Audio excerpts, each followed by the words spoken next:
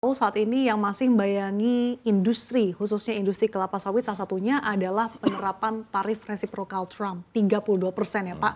Dan ini tidak berubah dari tarif yang diterapkan April lalu. Sejauh mana sih Pak hal ini akan berpengaruh pada industri CPO dan juga turunannya? Iya, jadi mungkin sebelum saya jawab itu, saya mesti jelaskan dulu bahwa ekspor Indonesia dalam 5 tahun terakhir ke Amerika ini terus meningkat. Dari sebelumnya bahkan di bawah 1 juta, kemudian 1 juta, terakhir di 2023 sudah ke angka 2,5 juta, kemudian turun sedikit di tahun 2024 2,2 juta. Dan perlu diketahui juga bahwa pangsa pasar minyak sawit Indonesia di Amerika saat ini adalah 89%. Artinya cukup besar. Jadi dengan tarif Trump ini terus terang kami pelaku usaha ini juga mengkhawatirkan terjadi penurunan. Terjadi penurunan ekspor ke Amerika. Karena begini, karena dengan angka yang sudah di atas 2 juta ton per tahun ini, untuk memindahkan ke pasar lain itu tidak semudah itu, tidak, artinya butuh waktu kan gitu. Jadi kita berharap sih ini kalau negosiasi terus bisa berjalan dengan baik, paling tidak bisa turun dari 32%. Karena begini, yang ekspor ke Amerika memang kita 89% ya, tapi kan di sini ada negara lain seperti Malaysia, ada negara-negara Amerika Latin walaupun masih kecil-kecil ekspor mereka, tetapi kan artinya ada kemungkinan bisa turun pindah ke negara lain gitu.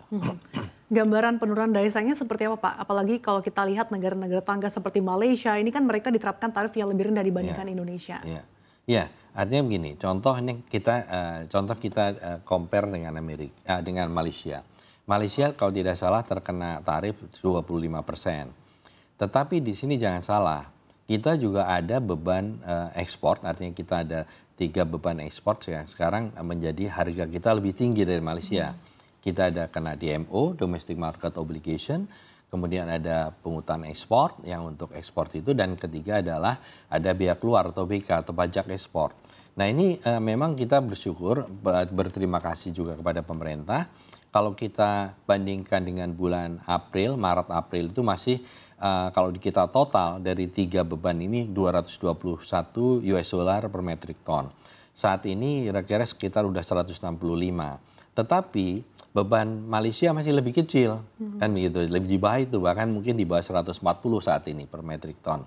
Nah ini yang mesti kita antisipasi, jangan sampai nanti dengan tambahan beban ini pun menyebabkan kita sulit masuk bisa digantikan oleh pasar dari Malaysia, ekspor dari Malaysia. Kenapa? Satu, mereka tarifnya lebih murah, artinya 25%, ditambah lagi dengan beban ekspor mereka lebih kecil gitu. Jadi lebih menarik mereka beli dari Malaysia begitu. Oke, kalau misalkan negara-negara kawasan lain utamanya Malaysia ya Pak lebih menarik dibandingkan dengan Indonesia, apa yang perlu dilakukan oleh Indonesia khususnya para pelaku industri yang selama ini juga mayoritas ekspornya ke Amerika Serikat bahkan hingga 89% tadi?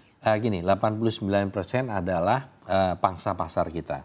Tetapi secara urutan kita kalau ekspor terbesar atau negara importir terbesar, pertama China, yang kedua India, yang ketiga adalah secara secara volume adalah Uni Eropa, kemudian Pakistan, baru Amerika. Kan jadi gitu. Dari segi volume tidak terlalu besar ya, cukup besar, 2,5 atau 2,2 itu besar. Hanya untuk memindahkan angka 2,2 atau 2,5 juta ton itu dalam waktu dekat itu rasanya tidak semudah itu kan begitu. Nah itu yang mesti kita waspadai. Jadi seperti itu. Jadi artinya bahwa kita berharap negosiasi harus bisa berjalan dengan baik. Walaupun memang contoh ini sekarang yang banyak digunakan di Amerika adalah untuk industri pangan. Memang agak minyak sawitnya agak sulit tergantikan dengan minyak nabati yang lain. Karena memang ada beberapa yang tidak bisa, contoh untuk deep frying, untuk penggorengan ini memang dia tidak rusak dengan ini. Dan kemudian untuk margarin dia juga paling bagus. Kenapa? Kalau justru pakai minyak kedelai di sana dilarang karena menyebabkan penyakit kanker, contoh begitu. Oke. Gitu. Nah, kalau misalkan yang tadi Anda katakan, otomatis salah satu pilihannya adalah melakukan diversifikasi negara, negara ekspor gitu ya Pak, selain Amerika Serikat. Nah ini apakah ada potensi negara-negara baru atau justru memaksimalkan negara-negara tujuan ekspor utama seperti China misalkan Pak? Ya, jadi begini, memang kita harus dengan maaf dengan kejadian Trump ini, kita harus perhatikan betul masalah diversifikasi pasar dan juga kita harus memanage atau mengelola dengan baik pasar-pasar tradisional yang sudah ada. Jadi contoh kita begini, sebenarnya sebelum ada tarif Trump ini juga kita sudah melakukan itu. Oke. Nah, tetapi yang perlu diketahui bahwa dalam 5 tahun ini produksi kita stagnan. Sementara pemakaian dalam negeri atau konsumsi dalam negeri itu meningkat tajam. Ya, baik untuk pangan maupun energi. Tetapi yang dominan sekali adalah energi, kan gitu. Nah, sekarang sudah dengan B40, tahun depan akan B50. Kalau produksi stagnan, otomatis yang akan dikorbankan atau dikurangi pertama adalah ekspor.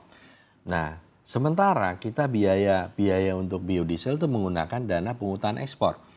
Dan di sisi lain adalah yang perlu betul-betul harus benar-benar kita concern adalah bahwa importir atau negara importir itu juga butuh kepastian supply.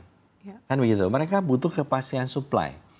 Nah, jangan sampai nanti kita sudah bisa meningkatkan diversifikasi ini, kemudian kita mendapatkan pasar-pasar baru, atau kita meningkatkan contoh Pakistan, India itu juga sangat tergantung dengan minyak sawit kita. Kemudian tidak ada kepastian supply, malah supply-nya akan berkurang karena kita terus terang produksi kita stagnan dan sampai sekarang bisa dikatakan belum berhasil lah untuk meningkatkan itu karena utamanya adalah ada kendala yang cukup besar di masalah peremajaan sawit rakyat. Ini yang perlu benar-benar harus digenjot ke sana gitu. Jadi itu. Jadi kepastian supply juga perlu.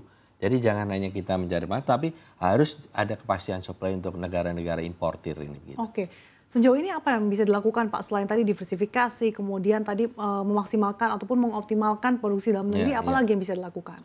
Kalau yang utama sudah pasti harus paling tidak contoh ini yang terjadi. Cina ini tahun 2023 impor minyak sawit dari kita ini hampir 8 juta, 7,7 juta ton. Tetapi turun di tahun 2024 menjadi 5,3 juta ton. Jauh sekali turunnya. Ini kenapa? Karena harga minyak sawit dunia lebih mahal dibandingkan minyak nabati lain. Selain memang masalah ekonomi global ya. Tetapi yang utama ini justru harus jaga.